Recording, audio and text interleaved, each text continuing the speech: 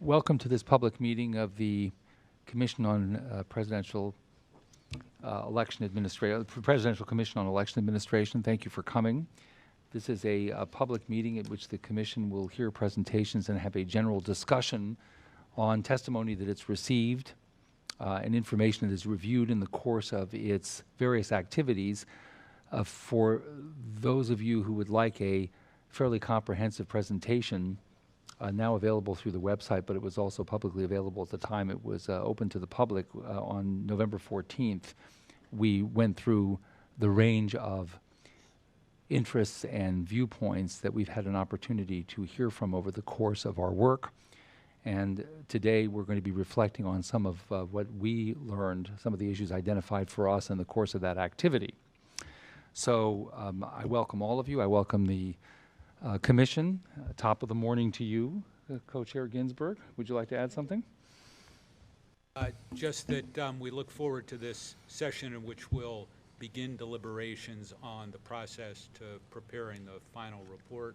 So we look forward to a good and robust discussion on the voluminous testimony we've received over the past few months. We're going to divide this morning really fundamentally into presentation discussion around two particular topics.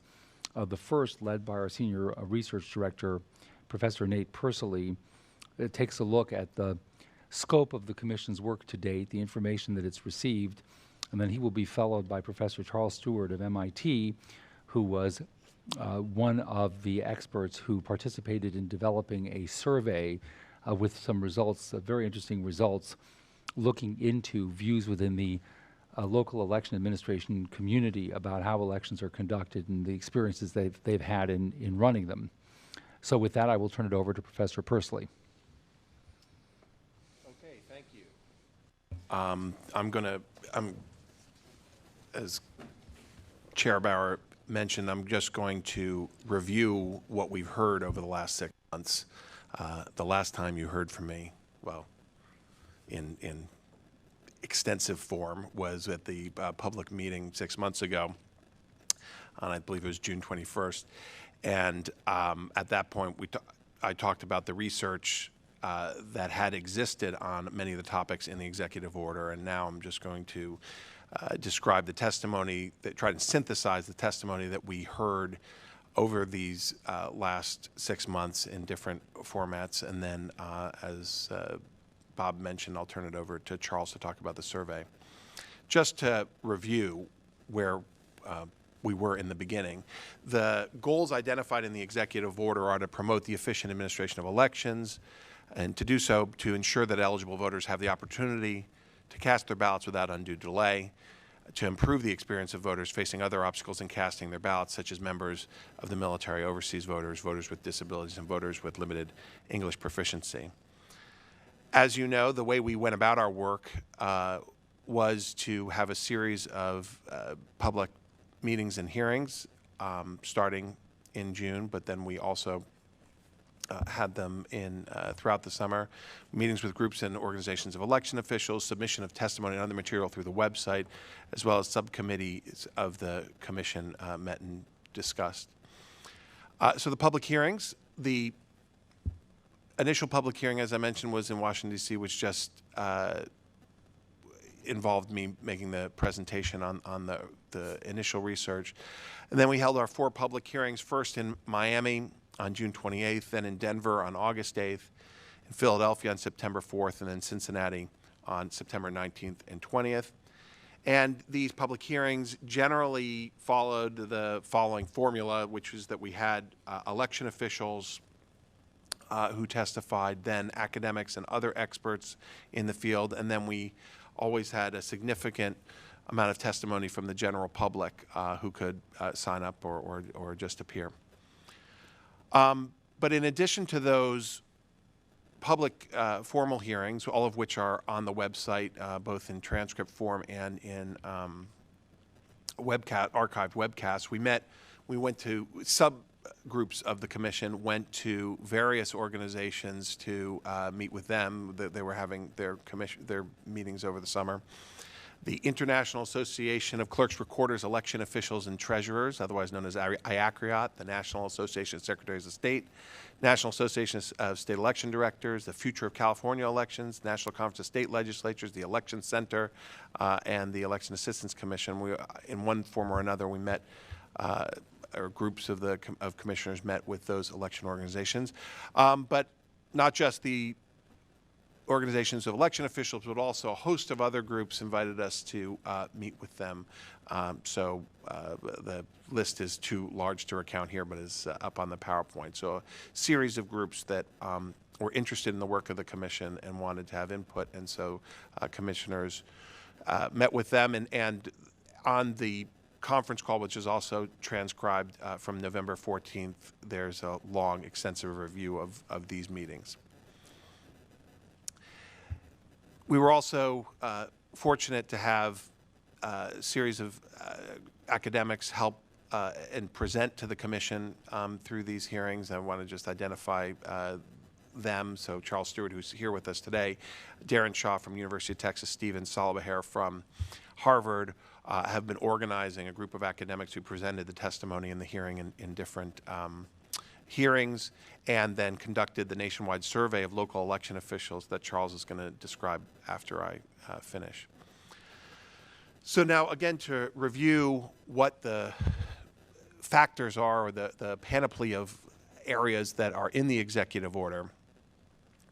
So to promote the efficient administration of elections, the executive order identifies that the goal of the commission is to ensure that eligible voters have the opportunity to cast their ballots without undue delay.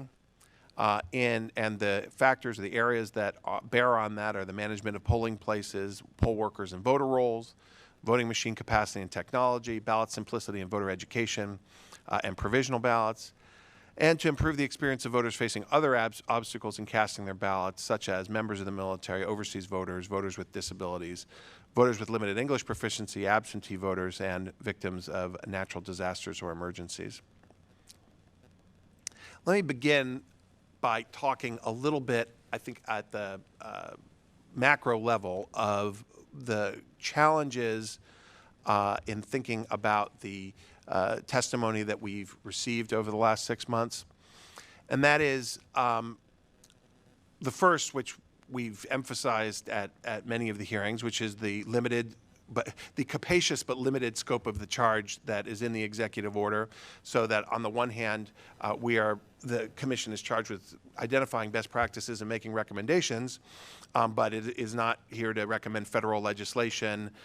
There are certain areas like renewal of the Voting Rights Act, which are outside the charge of the commission.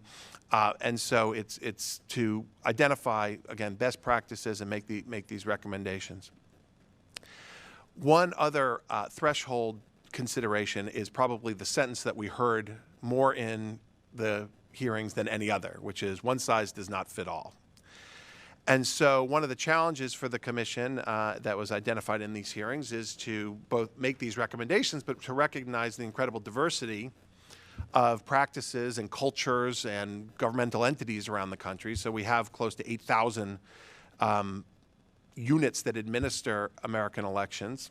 And so it is frequently the case that we heard that recommendations at the national level sometimes don't seem to work in application at the local level because of the incredible diversity and decentralization of the American electoral system.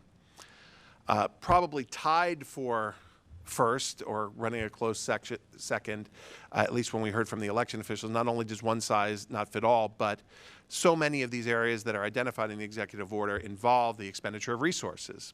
And so while whether you're talking about dealing with the problem of long lines on election day, or dealing with provisional ballots or whatever, voting technology, that it ultimately boils down to whether local governments are going to have the money to purchase the necessary equipment, to hire the staff, to increase the number of polling places, whatever it is. And that is something that was frequently identified. Fourth, and this is something that I mentioned 6 months ago, on the one hand, in election administration, we are awash in data. We have more information than a lot of areas of public life. We obviously have election returns. We have surveys from the census. We have surveys from the Election Assistance Commission. But on many of these issues, we don't have systematic national databases on things like how long people were waiting in line in each polling place in the country, or other types of very micro level information about the practices in polling places. And so we rely on surveys of the kind that we discussed 6 months ago that came up in the hearings. And then we're fortunate to have the survey that the academics put together for this, for the testimony that they presented, which was a survey of local election officials. Fifth, just to be clear about the kind of types of recommendations that we heard from the different witnesses, they run the gamut from the most general, which would be reforms of the registration process, to the most specific of regulating the font size of ballots. And so there's a challenge in thinking about the problem. This could be a laundry list. This could be a sort of a very involved description of so many of the micro foundations that are at the root of the problems in the executive order. But there's also some big picture items that we heard a lot about. Nate, if I could interrupt you for a second, could you discuss a little bit the interplay between the one size does not fit all and the macro versus micro recommendation issue? Well, so I think one of the challenges in thinking about the testimony that we've heard is to come up with, to identify the types of policies that a lot of local election officials said were necessary, while at the same time being sensitive to the diversity of their experience. So that there's no shortage of recommendations that have been published by other types of organizations, and I'll get to that toward the end, whether you're talking about the EAC, the Election Center, NAS, et cetera. And I think that the commission, the executive order assumes that the commission can make recommendations which will apply nationally, but at the same time it has to be sensitive to the diversity in particular jurisdictions. And so, some of the recommendations that we heard dealing with the voter registration process, these are things that all jurisdictions are going to confront. And technology purchases would be another one. There are a lot of places around the country that are going to be dealing with purchasing new voting equipment. So that might be a problem that's more broadly shared. Whereas some of the problems that are identified in the executive order are going to vary considerably between jurisdictions. Take provisional ballots, for example.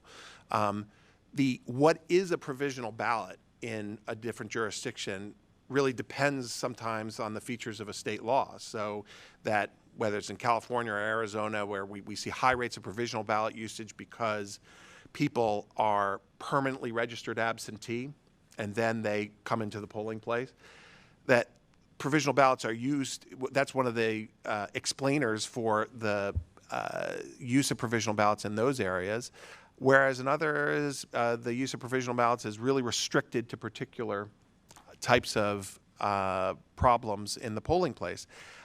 And so if, in thinking about the recommendations that were presented to us from witnesses, we have to be sensitive to the different sort of what each problem means when it gets broken down into the 8,000 jurisdictions that administer these laws, while at the same time recognizing that there are shared problems and that there are large ticket items like reform of the registration process, which will affect everyone. We also heard that, to some extent, not just new recommendations for how the commission should make sort of new recommendations following on the lines of the executive order, but that the existing laws that are out there are not being enforced. These would be, the National Voter Registration Act and how it deals with departments of motor vehicles, Americans with Disabilities Act, the Help America Vote Act, the Voting Rights Act's protections in Section 203 of language minorities, UOCAVA and MOVE Act, which are both dealing with military and overseas voters, that for some groups, the main recommendation was enforce the law that's already on the books. That is, covers a large gamut of different concerns that are identified in the executive order dealing with, say, the registration process, or dealing with Americans with disabilities, or language minorities, or the military. So for a lot of those concerns, there's a question about the efficiency and the effectiveness of existing laws. Then finally, as I was saying before, this commission is not the first commission to deal with these problems, and there's a wealth of other information out there, particularly, though not exclusively, at the micro level, looking at the sort of identified concrete polling place practices. For instance, the Election Assistance Commission has put out its reports and quick start guides. The Election Center has put out its reports after the 2000-2004 elections, both on best practices. NAS and NACED have put up their reports. For example, NAS has its new report on dealing with natural disasters. And on issues such as ballot design, the AIGA, which is the premier design institute, has put out its recommendations. Professor Persley, Yeah. one quick comment. Just to be clear, on the enforcement side, there were distinctions drawn between various statutory regimes and the extent to which they've been successfully enforced. So we heard, for example, a testimony that in many respects the MOVE Act affecting military voting procedures has been in many respects quite effective, whereas there continues to be very serious disappointment with the motor voter NAVRA statute as it affects the responsibility of motor vehicle departments. I mean, so I just wanted to make clear that these enforcement gaps are not uniform. Mm-hmm. There are pockets of real significant issues, and in other areas some apparent progress. That's right. Yep.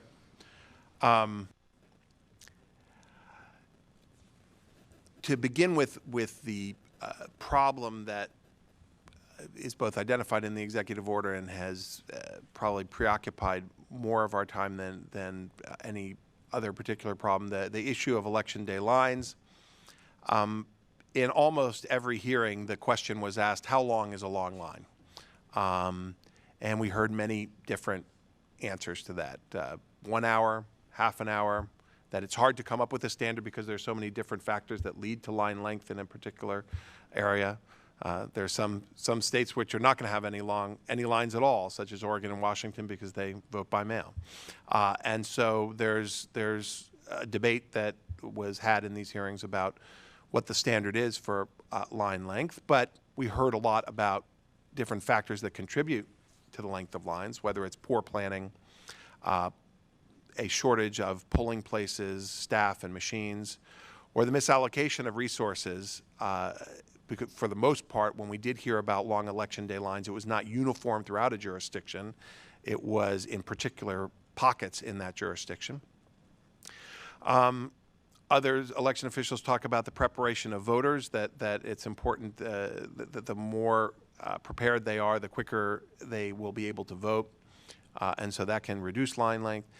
And then finally, the length of the ballot and its complexity, which would obviously increase line length. As I mentioned 6 months ago, queuing theory, as applied to the polling place, identifies particular stages at which the line can develop. It's at the, and as Charles Stewart's research explains, there's in the most likely area that you find long lines is in the check-in process with the poll worker.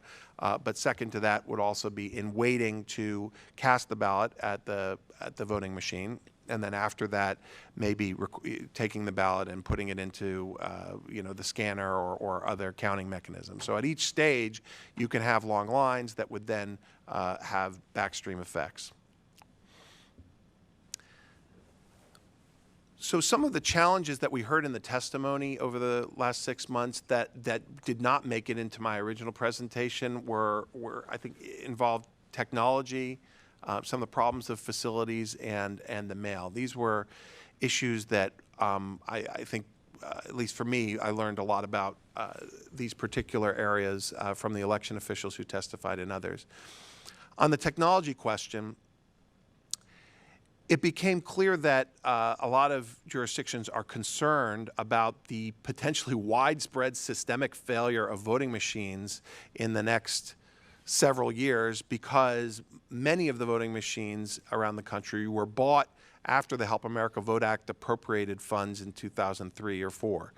And those machines are reaching the end of their natural life, and there's no federal money that is forthcoming to have comparable scale to the Help America Vote Act, and so these jurisdictions are put in a bind as to how to replace these aging machines.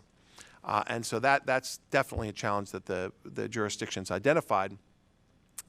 And it's even worse than that, because not only is there this possibility of a widespread breakdown of voting machines, but there is a certification process that is broken to certify new voting machines. And so the Election Assistance Commission is not yet functioning because it doesn't have a quorum of commissioners. And so new standards for voting machines cannot be sort of approved by the Election Assistance Commission that would then allow those standards, which many state laws incorporate by reference, to approve new technologies since 2007, which was the last time we had standards that were approved by the EAC. And so since that time, there have been the widespread use of tablet computers, all kinds of other technologies have emerged, and yet the standards, for one reason or another, are still lagging behind. And so the certification process and the standards development process both are impeding the development and adoption of certain technologies. But it's beyond that, there are many jurisdictions, and we heard from Los Angeles and Travis County, Texas, where they are dissatisfied with what the market is providing with the technology and the voting machines that are out there. They're even going so far as to develop their own types of voting machines, or to investigate the possibility that they could develop them. So technology is one of the new challenges. The second is the problem of facilities and finding suitable polling places, suitable and accessible polling places. We've seen actually a substantial reduction in the number of polling places around the country. And one of the reasons there's been this reduction in polling places is that schools are now, in some states, being shut down as polling places. And schools are, in many ways, the perfect polling place. Because of accessibility concerns, they usually have adequate parking. They're large facilities, large rooms, et cetera. And they've historically been used as polling places, and they're ubiquitous. But because in the wake of Sandy Hook, the Newtown massacre, many school boards around the country are developing policies that would prevent people from sort of non-school members or people who work there or students there from being in a school on election day. And so the closing of schools poses a real problem for the finding of adequate facilities for polling places. Third, we heard about the problems with the mail. As we continue to sort of increase as the share of the population that is voting by mail increases, whereas we have California, where a majority of voters now vote by mail, Washington and Oregon, where it's all done by mail, other states, particularly in the West, where mail is becoming the primary mode for voting. The U.S. Postal Service is a critical player in the election administration process. But at the same time, they're facing stresses that are sort of well known to all of us, and that is leading to reductions in service, as well as other questions about whether the service of the last that we've become accustomed to is going to be what's going to happen down the line. We also heard about disparities around the country in the Postal Service policy, for example, on issues as to whether the sort of lowest unit rate or the discounted rate would apply for election administration-related mailings.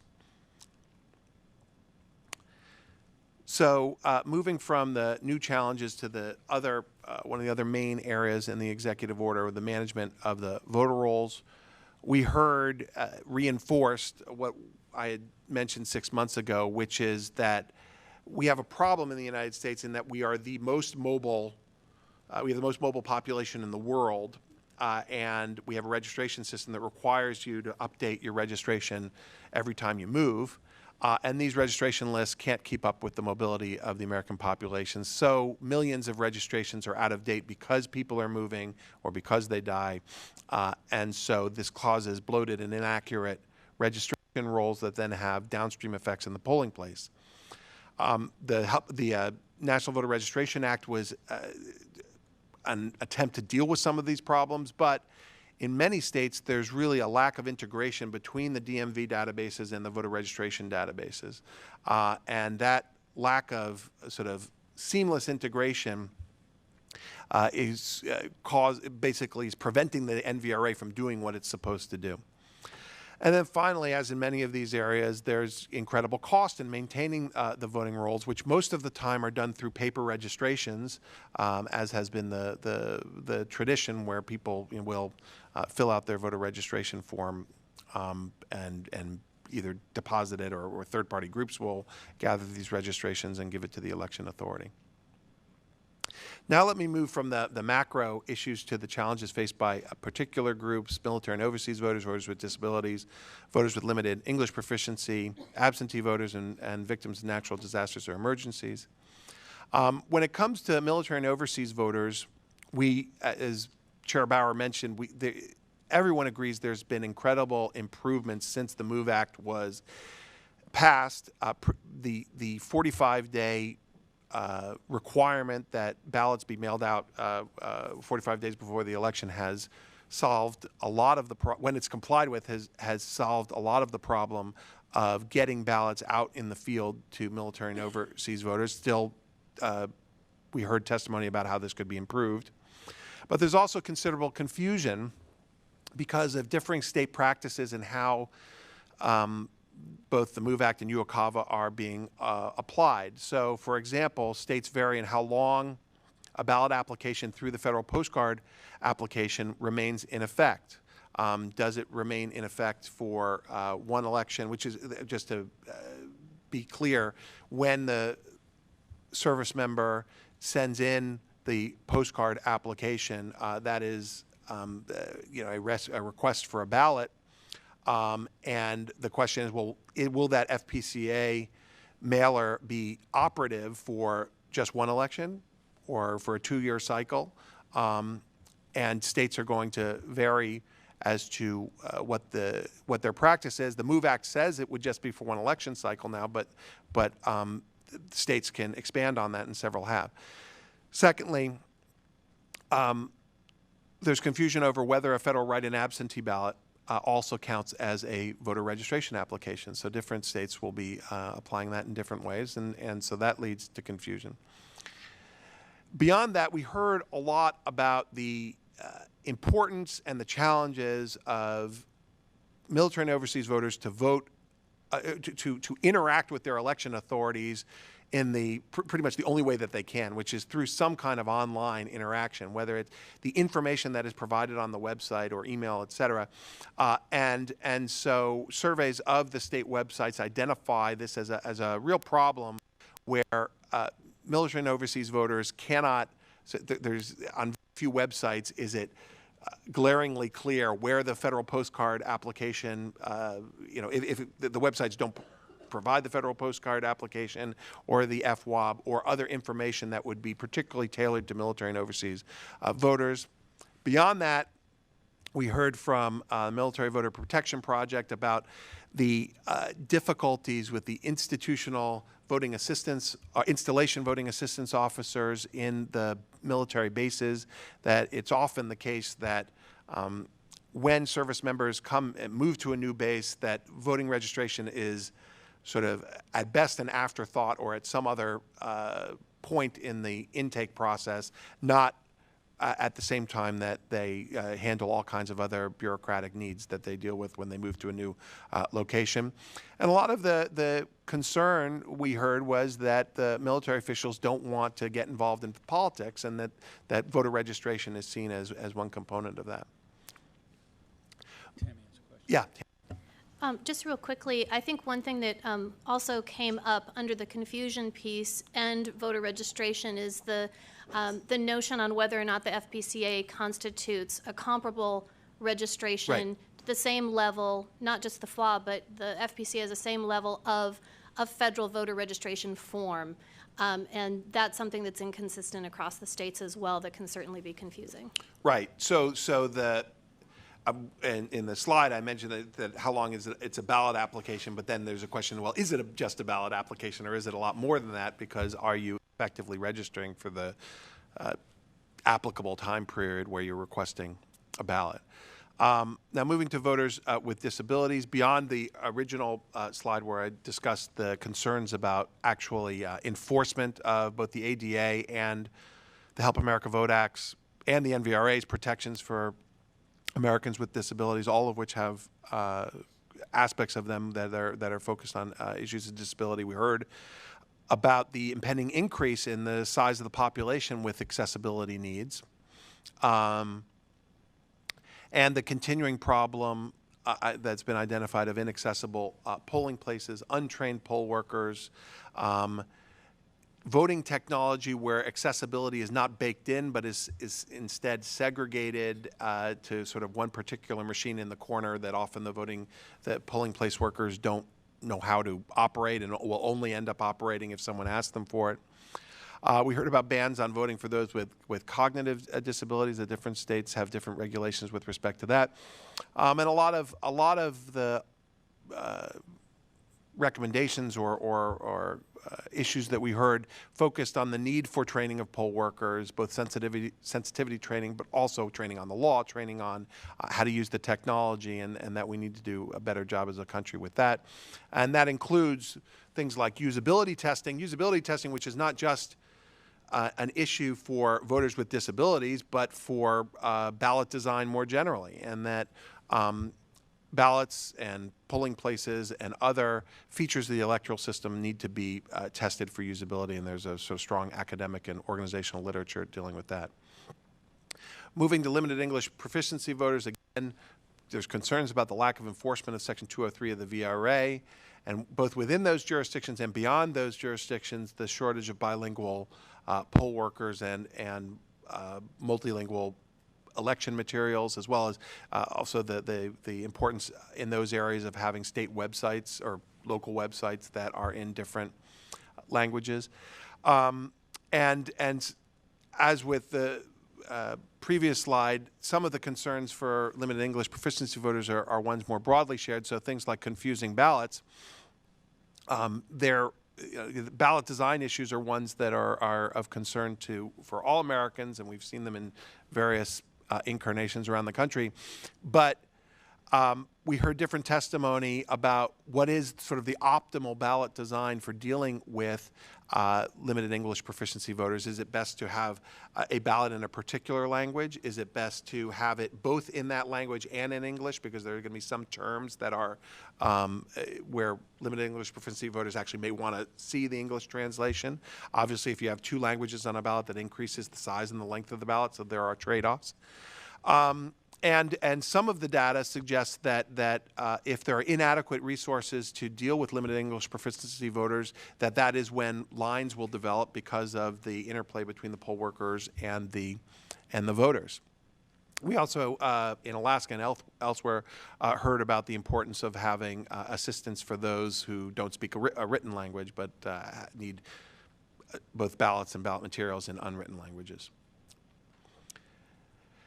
Next, in thinking about absentee ballots, which again is one of these areas that you focus this on the voters or on the system more generally, as Charles Stewart's research, among others, has indicated that there are many of the gains that we've made in this country through improvements in technology have been mitigated by the increase in lost votes at multiple stages of the absentee ballot process. So, as I described 6 months ago, the potential errors in the absentee ballot process come from both the requesting an absentee ballot, having that ballot mailed to the voter, having that voter correctly fill out the absentee ballot with the signature, mailing it back in time, and then having it counted. At each stage, there's an opportunity for lost votes, and it's creating a serious problem in the number of ballots that end up being lost at some stage in the process. This is exacerbated by the mail problems that we described earlier.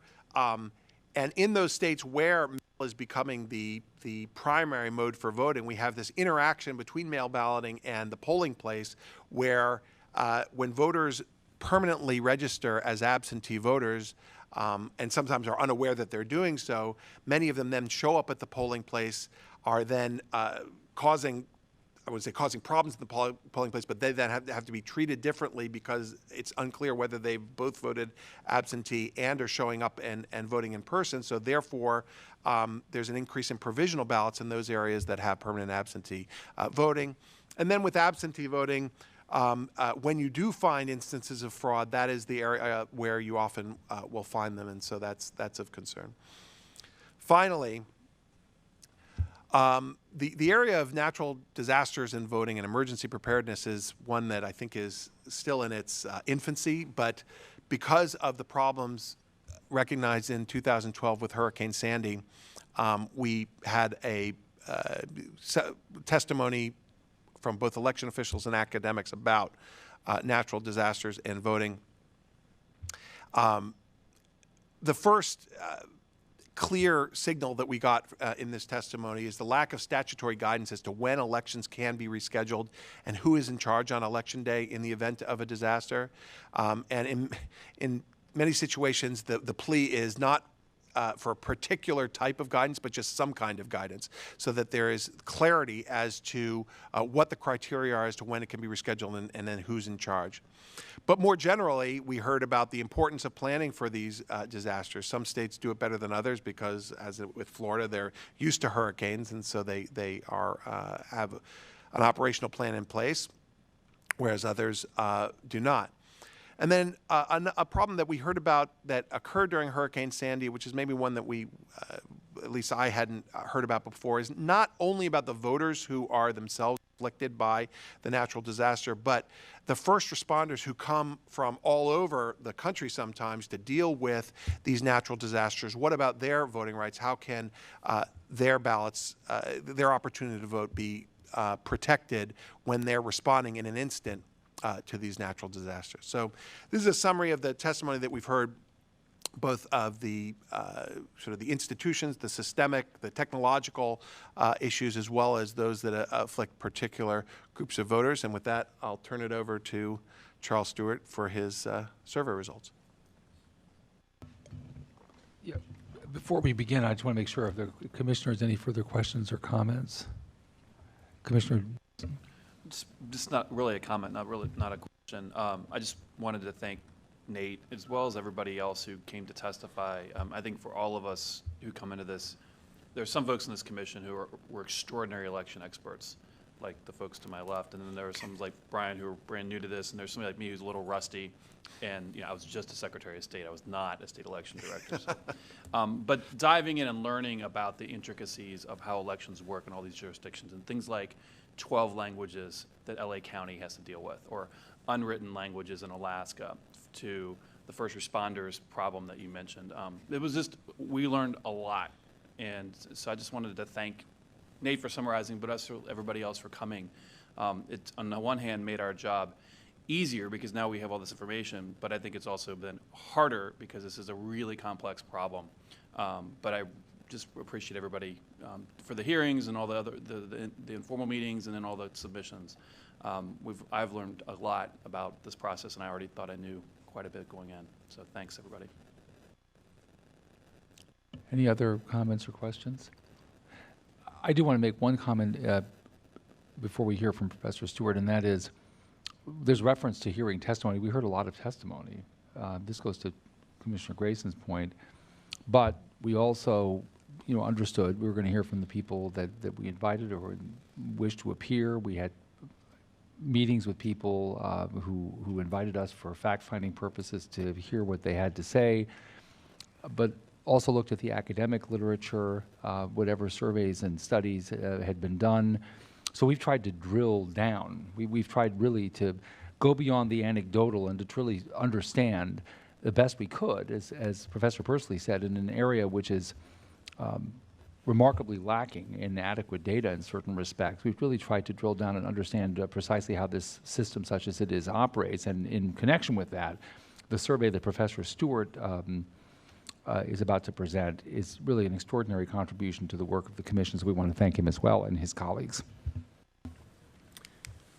Well, thank you, Co-Chair Bauer, for the introduction and the kind words. And I'm going to talk today, and to the commission in general, for inviting me to talk about, one more time, the survey of local officials in a different context than was talked about earlier in our Cincinnati meeting.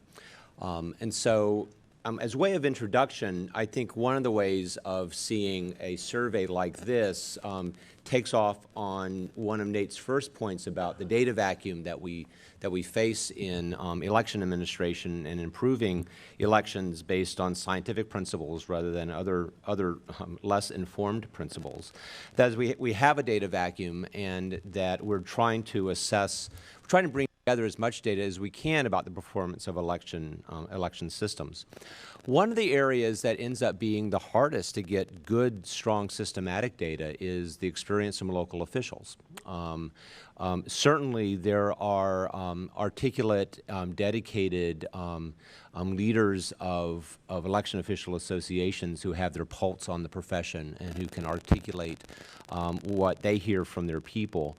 But it's also sometimes useful to hear directly from the people about what they have to say. And so my colleagues and I have attempted to do that in our survey of local election officials. The purpose being to hear directly from them. The Commission has, as I mentioned, already seen some of this in the Cincinnati hearings. And but I will go over just a little bit about the background of this for the benefit of the audience and those who are watching in the wild world of the web, and also for the record, to recall that initial results from the survey were presented in Cincinnati. It was based on the first 1,400 responses. The survey was still actually in the field. And my colleague from Harvard, Stephen Nsalabaher, explored particularly open-ended responses to many of the questions to give a flavor about the sorts of things that local officials were saying. Well, about a month ago, the survey was put to rest, and we ended up with a total of almost 3,200 respondents overall. And so today I'm going to talk about the responses from the entire survey and focus on the closed-ended responses where we can quantify things a bit more precisely. Again, this will be a reminder to many folks, but this was a survey of all election officials in the United States, which itself is a bit of a challenge to even get that list. There has been mentioned already 8,000 local officials, or actually 8,000 local jurisdictions. But it turns out there's even more than 8,000 chief officials when you think about it, because in many of these places there might be one board that handles the organization for Election Day. There might be another board actually that handles, say, the voter registration process. And so even figuring out who you get the survey to is a major issue. I think there's some substance to this as well, and thinking about where recommendations flow from a commission like this into operation, because I think the analogy of herding cats only begins to kind of get to the issue of how to turn some recommendations into concrete action moving ahead. The survey was actually conducted by Census Research on our behalf using a variety of modes. We relied on the web, on faxes, which, by the way, election officials must be one of the last set of folks in America almost all of whom have fax machines. They have to receive ballots. So American election officials and Japanese business people are, I think, the last two groups of people who rely on fax machines. So there you have it. We didn't quite rely on Pony Express, but we would have. We contacted, the officials were contacted initially, and we followed up several times to make sure that we got as many people as we could. The research team is on the screen. It included, again, myself, Stephen and Solomon from Harvard, and Darren Shaw from Texas. And we will be making the data and a variety of reports available through the Caltech MIT voting technology website in the future. And then finally, I do want to acknowledge both the Hewlett Foundation and the Democracy Fund. Both organizations provided funding for the research that I'll be talking about. But of course, as usually is always the case in these situations, the research was done entirely by the research team identified here, and all of the comments I'm going to make are mine and only mine myself. The response rate got almost 3,200 responses from close to 8,000 attempts to reach folks, so that's roughly a 41% response rate. We got at least some responses from every state except from Wyoming. Among the states with a significant number of local jurisdictions, by the way, Louisiana is our champion. 90% of their jurisdictions responded to the survey. There was a slight skew to southern states, only slightly so, so we did get a good regional representation of local officials. We also, it turns out, we got a slight skew to medium-sized jurisdictions. That is, jurisdictions with, say, roughly 100,000 to 250,000 voters. And so if the overall response rate was around 40%, and that kind of middle-sized group of jurisdictions, we probably got more than half of those jurisdictions responding to us. And the very largest jurisdictions, say the ones over 250,000, we got a slightly larger, slightly smaller response rate. And then likewise, in the very tiny jurisdictions also more in the 30% response rate. Overall, though, we got a pretty good mix of responses. Quick question for all of our sakes. From a methodological point of view, how do you look at 41% as a response rate for purposes of a survey like this? I mean, there's a couple of ways of thinking about it. First of all, for very complex sampling situations like this, getting a 41% response rate is actually quite good just on the numbers. Of course, you want more. I mean, you want as many as possible. So the first thing you look at is you look at the overall response rate. My experience with trying to reach local officials, particularly, you're lucky if you can get up into the 10 to 25% range, because government officials are busy people with a lot of demands and are actually quite good at deflecting requests for answering to surveys. So just in terms of the overall number, this is very good. The other thing, though, that you look at is that you are concerned about the representative nature of the people who did respond. And that's where, because in most surveys, the people who respond first are really ticked off or really happy. And so you want to make sure that there's some sort of representative quality in the survey. And like I said, there's a slight regional skew, there's a slight size skew, but we're within kind of the 30 to 50% response bands in all of the categories that I care about. So I feel pretty confident that if we were to magically get everybody to respond, that the quality of the responses would hold. So let's see. There's a variety of contexts. As mentioned earlier, the 8,000 local jurisdictions, roughly 3,300 counties in America. One of the things that I do want to point out, which will actually I will keep coming back to in the presentation because I think it adds a little bit of a little more nuance to Professor Pursley's comment about or asking when does one size fit all, is that half of all voters are in the 163 largest election jurisdictions in America. Okay, so while there are roughly 8,000 of these jurisdictions, roughly half of everybody, of all voters, are in the largest. Okay, and the breakpoint is a jurisdiction with roughly 250,000 voters.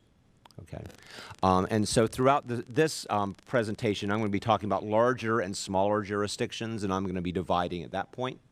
And you will see in some circumstances that there are different responses and different patterns according to larger and smaller. And if I had made the breaks even more stark, those differences would have been even starker. Okay. But I also recognize, by the way, that a jurisdiction at 200,000 voters is not small; it's just smaller than the larger ones. Okay. So the topics that I want to talk about are listed here. First of all, some data about spending and staffing, and here we can actually bring a little bit of information about disaster planning, talk about the organization of precincts, training of poll workers, how well things went, the good, the bad, and where the local officials report that they feel like there may be challenges in the future. So first of all, about spending and staffing, just getting a good feel about how much money is spent in running local elections is kind of one of the holy grail, part of the holy grail of election data, because running elections is relatively small, is a small portion of local budgets. Organizations like the Census Bureau tend not to break out spending for elections, and so this is something that we rarely get a glimpse in. So we did ask people how much they spent in running the 2012 election, or rather, more broadly, running elections in 2012. And if we take the answers that were given and then net up across all jurisdictions, it runs into something like $2.6 billion spent to run all of the elections in 2012. Now, to put this in context, and this is operational spending, there was very little reported by the local officials in what would be called capital, we would call capital spending. About 10% of local governments reported, for instance, buying new voting machines or new poll books. So this is mostly operational expenses. Just last week, I was actually giving a lecture to a seminar on product development at MIT, and we did a back-of-the-envelope calculation about what it would take to buy everybody new voting machines or new scanners, new DREs. That would be about $3 billion. So that would be kind of, you could amortize that capital outlay over 10 years, 20 years, a century, whatever local officials try to get away with. And so they give you a sense about how much money is being spent. Roughly 26,000 people work in the central offices full-time running elections. And keep in mind, we know from other research that roughly 500,000 people are mobilized on a presidential election to staff the polling places on election day. Now, in the sub-bullets, I've tried to provide some context for these numbers. For instance, local governments spend $1.5 trillion a year. So spending for elections amounts to 17/1000% of all local government spending. Local governments primarily spend money on education and on public service relief. If you look in the area of general government, which is the part of local governments that keep track of things and assess taxes and do those sorts of things, it is about 1/10 of that. So while it is a tiny part of all over local government, it's still a major part of kind of the general government function that's going on at the local level. And by the way, it's about what gets spent by local governments running their parking garages. Which actually, the more I think about it, there's some nice analogies there in the sense that it's a small thing, everybody does it. The advantage of parking garages, of course, is people park every day. And so they know when the cement is spalling or someone's not doing their job. And so it's about roughly the same size, but with different challenges. Okay. And I provided some other contextual context for the other statistics as well. The other one I just discovered over the last couple of days is that 500,000 people we mobilized into running the precincts on Election Day is roughly the number of people employed by fire departments. And so for the officials who want to interpret what they do, you can almost say, imagine you had to, on the fly, create a fire department and mobilize it and demobilize it overnight. That's kind of the size of the Election Day work that needs to be done. Just a word about disaster planning. We did ask the local officials, do they have an explicit plan for running the election in the event of a natural disaster or emergencies that might disrupt the election?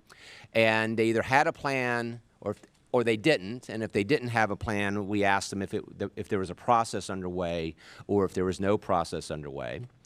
And we can see overall, looking in the last line of this table, that roughly almost half of jurisdictions reported that they had a plan already in place. About a fifth are working on a plan, and about a quarter say that they don't got one and they're not working on one. And there's I'm always amused when 8% don't know what that's about. But this is one of the areas that we'll see in several other slides where it matters actually whether we drill down into the larger or the smaller jurisdictions. Roughly 2/3 of the larger jurisdictions already have a plan, and almost all the rest are working on their plans. Right? So it's really the smaller jurisdictions that are in this never land.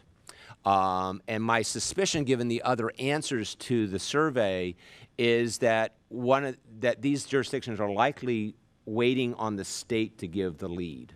So just to kind of presage some of the findings here, it looks like the larger jurisdictions pretty much can handle things on their own, and the smaller jurisdictions rely heavily on the states to do their planning for them. And this is just one of those areas where that's going to be the case. Organization of the precincts.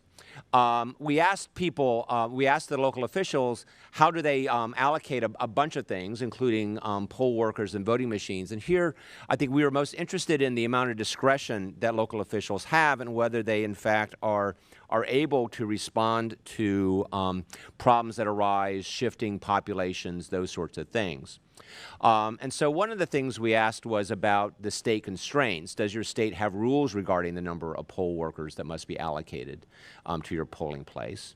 We also asked, and so the answer there is about 40% say the state tells them how many poll workers to have, but another 40% say that they have rules but they have discretion, and then finally 13% say it's entirely up to them. Okay, so this is one of those cases, I think, of the glass either being half full or half empty, in the sense that there may be a number of local jurisdictions that might want to do some things to help them deal with problems they face, say with lines, with demand on Election Day. They may be hamstrung by what the state allows them to do.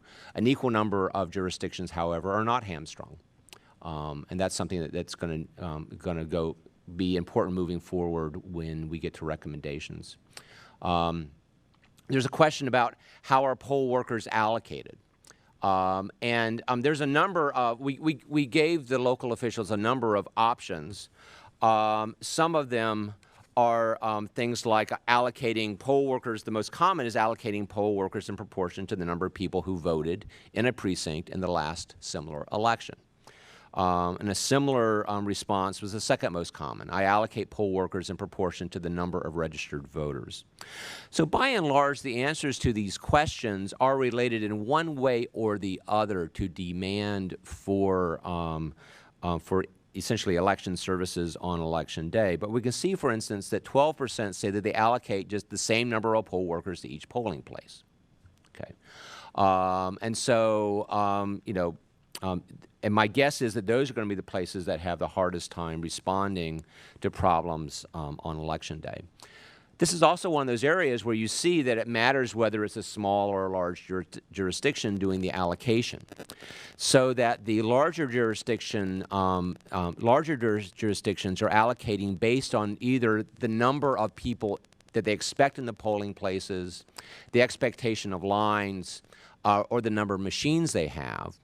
Whereas the smaller jurisdictions, yes, they oftentimes also rely on estimated demand, but they're more likely also to rely on kind of rote rules, like give the same number of machines to everybody, or to take the formula the state gave me and just apply that. Okay, so again, two different types of jurisdiction sizes, two different types of administrative practices that need to be kept in mind, I think.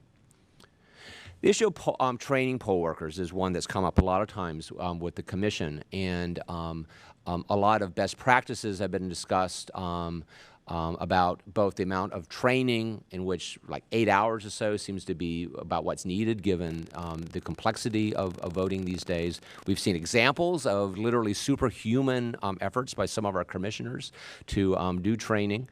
So the question is, well, how much training is actually done at the local level? So we asked the local officials, how much training did the typical first-time poll worker receive prior to the most recent election?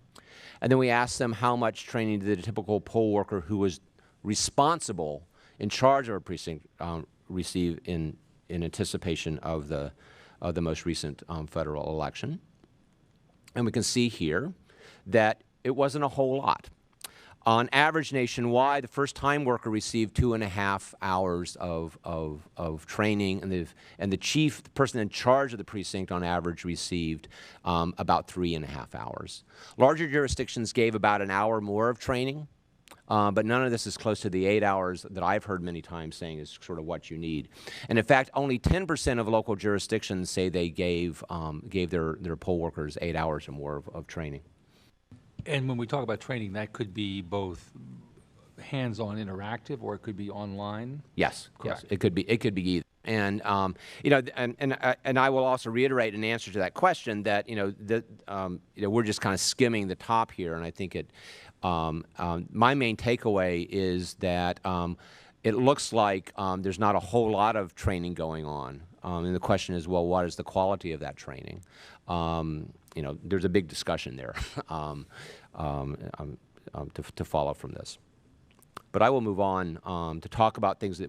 Charles, can I just ask, Michelle. was there even an agreement on the subject matter that a poll worker, could you sense that from what you got in the survey, or was that beyond the scope of the survey? You know, that was beyond the scope of the survey. But since you've asked, I can dip into the open-ended questions to see if answers.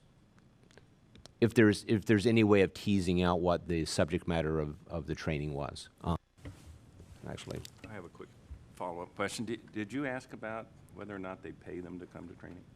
We did not ask whether they pay them to come to training, which obviously would make a big difference. Well, would both make a big difference in terms of the inducing people to come, and would make a big difference in terms of expenses as well. And my guess is, well, I don't know what 2.5 hours is consistent with. Either you don't do a lot of training because it's expensive, or that you're not paying them so they don't come to a whole lot. But that's a good question. As I say, more research is needed.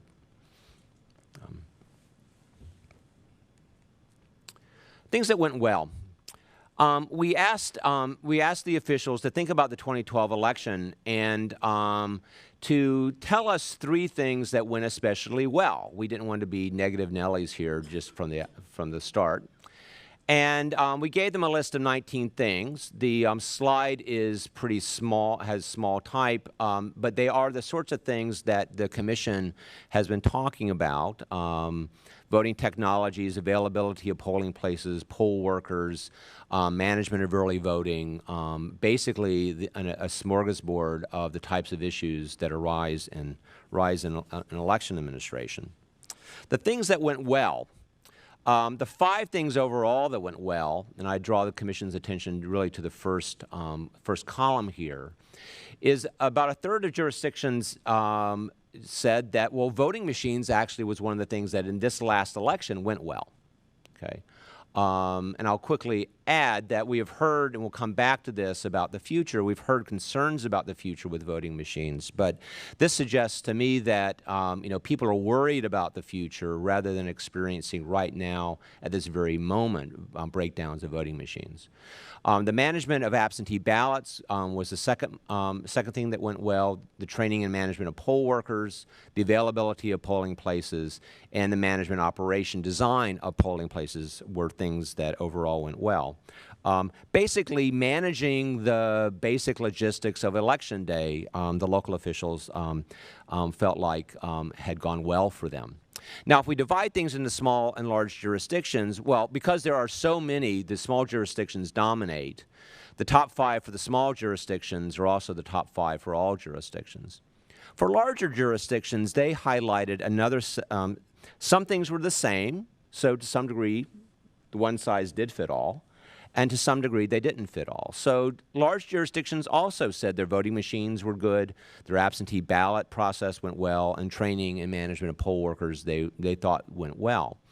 But the larger jurisdictions themselves also felt like, I would interpret this as saying that they managed other crowd control aspects of the election well. That is the quality of the registration lists and the poll books that they used. They felt that went well in this last election. And managing the early voting process is something that the larger jurisdictions felt like they could be proud of. That was not mentioned quite as much by the smaller jurisdictions. So, again, one size doesn't fit all sometimes, and sometimes it does. But what were the concerns? We're always more interested in train wrecks, and so our car crashes or whatever. And so the concerns for 2012, well, number one was nothing in particular. We allowed folks to say nothing at all, and there you go. It's the most common thing said by all jurisdictions. After that, the availability of poll workers, voter education, lack of funding, and postal service issues. So here I would just underscore Professor Pursley's presentation about how the postal service issues are an emerging issue that has arisen over the last several months, and it's reflected here in the survey as one of the top overall concerns. Again, the smaller jurisdictions have these same concerns. If you look at the larger jurisdictions, thing number one is the larger jurisdictions are much less likely to check the box, nothing in particular. There's a lot going on there, and they have particular things to talk about. Interestingly enough, and this surprises me, they were less likely also to say lack of funding was an issue for them. They were more likely a bit to point out the Postal Service issues, but they, much more than the smaller jurisdictions, mentioned the challenge of keeping lines to a minimum and managing provisional ballots. And so here again, I think if we want to get a bit more subtle about the one size not fitting all, this suggests that for larger jurisdictions especially, well, crowd management is a big issue. We've seen this in many other pieces of testimony and research where the lines are largely a large jurisdiction phenomenon and problem. And then provisional ballots. In many places where provisional ballots are used because of the mobility of voters, people in cities and suburbs are more mobile than folks who don't live in cities and suburbs. And so this ends up being a real issue for the larger jurisdictions and not so much the smaller jurisdictions. Oh, did someone say lines? So we did ask about lines in the survey, and so since this was mentioned by the larger jurisdiction as being concerns, we asked folks, well, were lines a problem in 2012? And we gave them 3 different flavors of yes. Yes, they were common and widespread. Yes, only in some places. Yes, in only 1 or 2 places. Or to say that lines weren't a problem. So we have the mysterious 3% who said they didn't know if lines were a problem.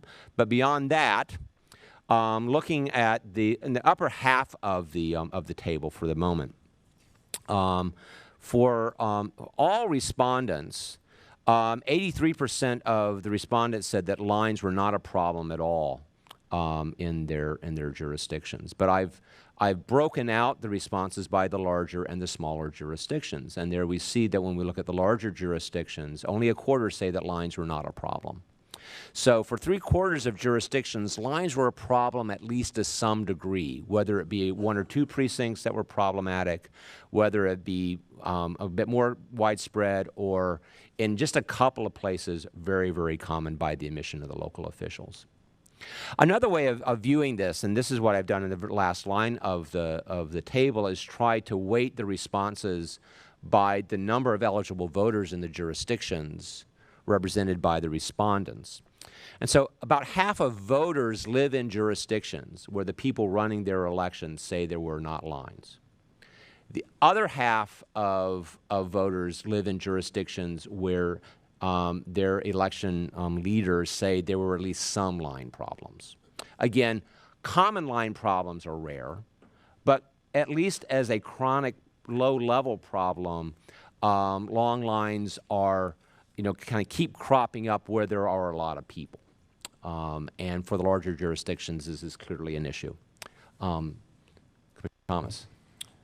Dr. Stewart, how does that compare to your survey that you do every 2 years? Do those two jibe well, or are you surprised by the number of acknowledgments of lines here, where I think your survey suggested that generally people are waiting about 13 minutes to vote? On average, they're waiting 13 minutes to vote. On the other, I'm not entirely surprised by these responses in the following sense. The biggest takeaway,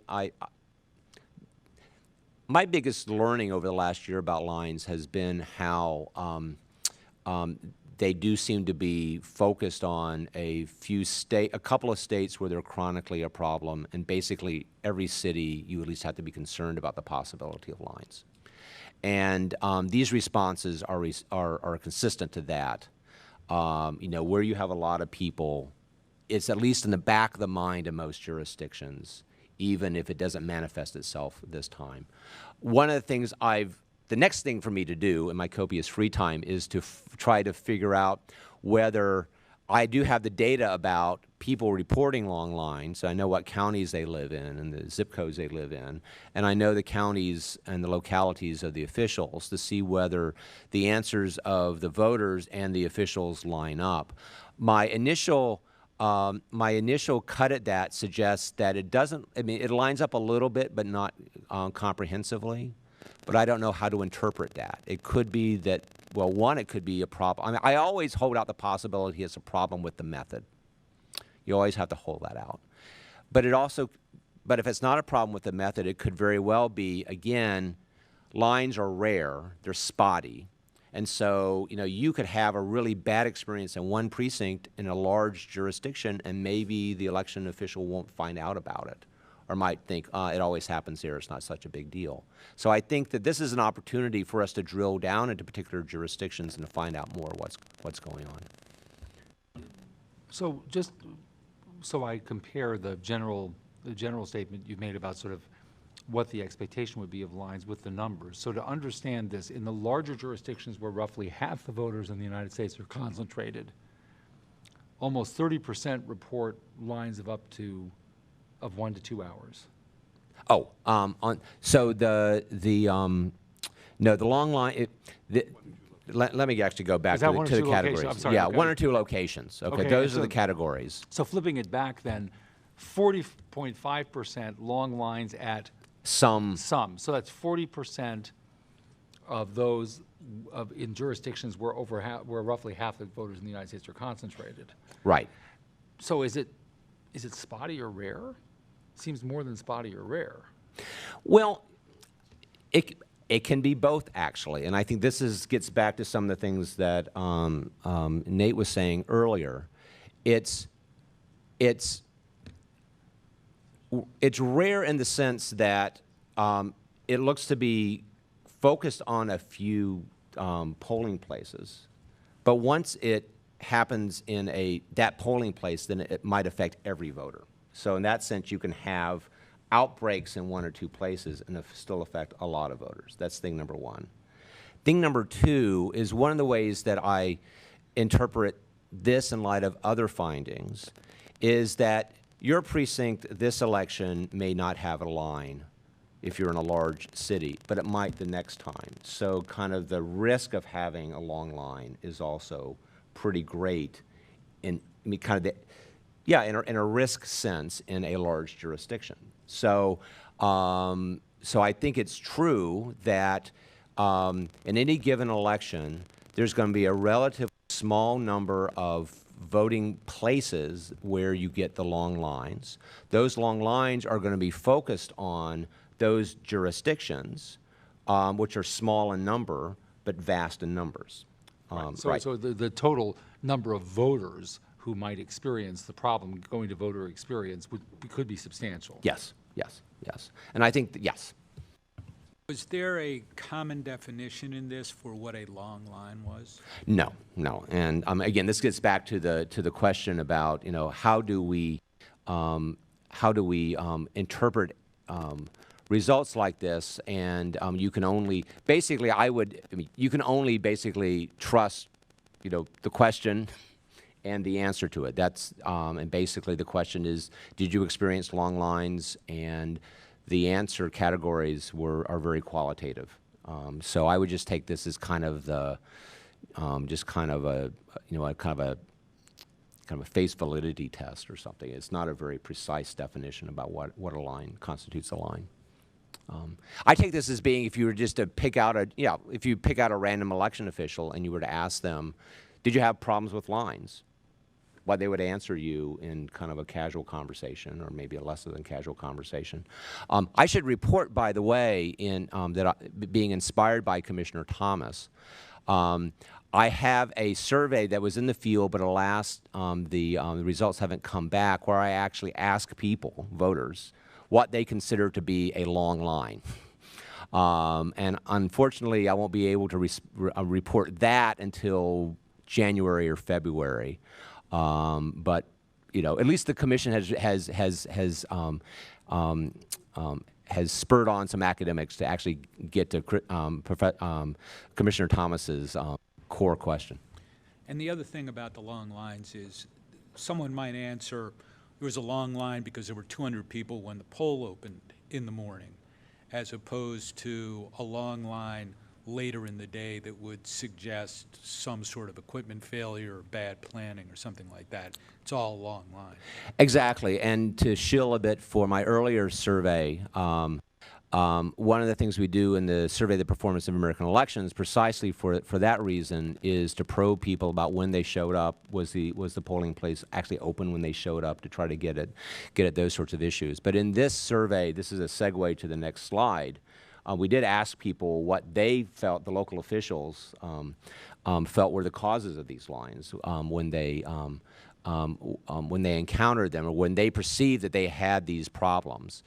And the prompts were the standard, the registration problems, insufficient poll books, et cetera, or just too many people showing up at the same time, which is kind of this lumpiness problem of that polling places you have to endure.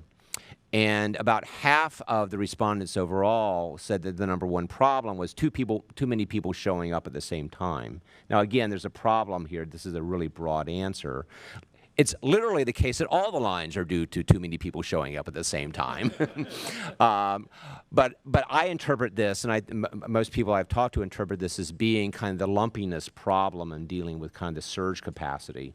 And being, you know, and I think we've gotten some other evidence informally that local officials don't always plan for the surges. The planning is for the average turnout, and I think that this is evidence that, you know, when you get lines, the biggest reason is, well, in a sense, we planned for it.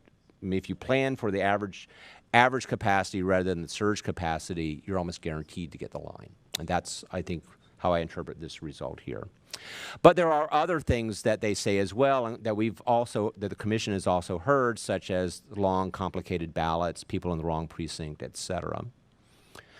Larger jurisdictions, again, have a different set of reasons that they ascribe to the long lines.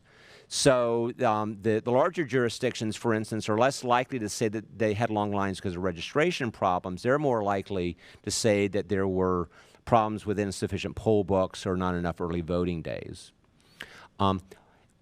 By the way, I mean, the smaller jurisdictions are more likely to say they had wrong people in precincts and registration problems. That's not what the large jurisdictions said. They said they didn't have enough poll books. But actually, those two sets of answers are actually about registration.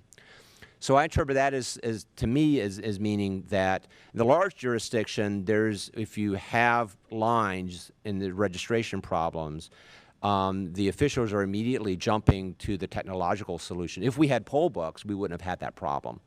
Smaller jurisdictions, which are less likely to use electronic poll books, are also less likely to say, well, if I had more poll books, because for many of them, they don't use poll books, right?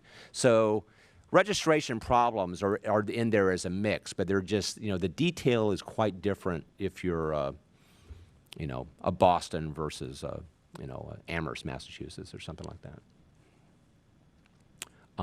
Then looking forward, finally, over the next 5 years, what areas of election administration are in significant need of improvement or upgrade? And we allowed people to choose up to 3. And we gave folks, it was kind of the standard set of things. Overall, the biggest challenge moving forward, despite the fact that the voting machines, by report of the officials, performed well, the local officials still think that the voting machines are the big challenge moving forward, followed by the availability of poll workers, voter education, training and management of poll workers, and the Postal Service. The larger jurisdictions are different in the sense that poll worker and voter education problems seem to be less on their radar. The voting tech issues are more on their radar, and the availability of polling places is more on their radar.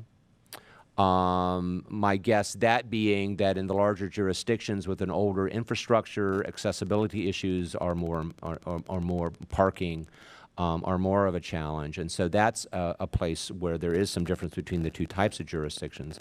Again, though, I mean, Postal Service issues are one that was not initially part, I think, of the Commission's agenda, but has shown up again as on the list of local officials.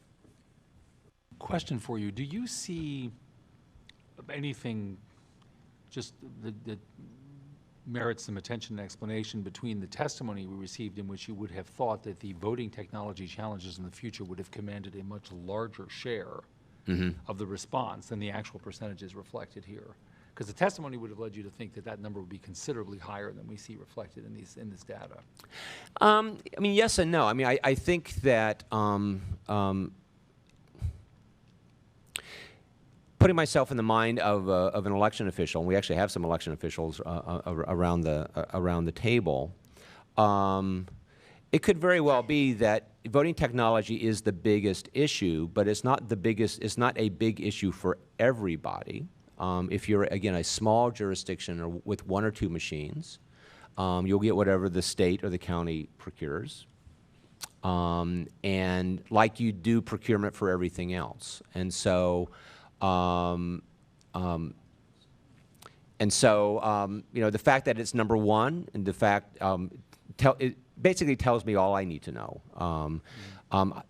And maybe you're going to hear the complaints. You're not going to hear the folks saying, yeah, we could get by. But that would probably be true with all these other areas as well. So in a world in which a lot of people are getting by, are doing well, the sky is not falling in most places. My sense is that the sky is not falling in most places, but the place that people worry about the sky falling, where they worry about the sky falling, is most likely to be voting technology. Commissioner Patrick. There we go. I think one thing to take into consideration in there also happens to be that many of the jurisdictions that attend election center conferences, IACRIAT and some of the other places, I would imagine skew to the larger jurisdictions than smaller jurisdictions that maybe don't have that kind of travel budget. So I think that many of the testimonies that we heard over the summer may have been weighted to larger jurisdictions, and that may accommodate for some of the disparity there. Are you surprised that even among the larger jurisdictions, though it is number 1, I mean, Professor Stewart correctly says it tells him everything he needs to know, it's number 1 across the board, but even among the larger jurisdictions, less than 40% report that. That doesn't seem terribly consistent even with the testimony we heard on the road. Commissioner McGeehan? Okay, I think that Larry had, my comment would be that I think maybe something we heard on the road was stifling innovation and improving the process. And so that's sort of a different question as to what's an immediate problem now. So an election official looking at their challenges down the road, they can probably live with what they have. But we heard from folks that were trying to improve it and make it better. So that may explain some of the testimony we heard as well. Yeah, I was just going to comment that not all jurisdictions are heavily reliant on voting machines. I mean, a lot, some states vote all by mail, some are optical scan, and just basically if their reader reads, they're happy. I think most of the states who rely on voting machines are in the same boat we were in Nevada, that their machines are getting old and they're worried about what they're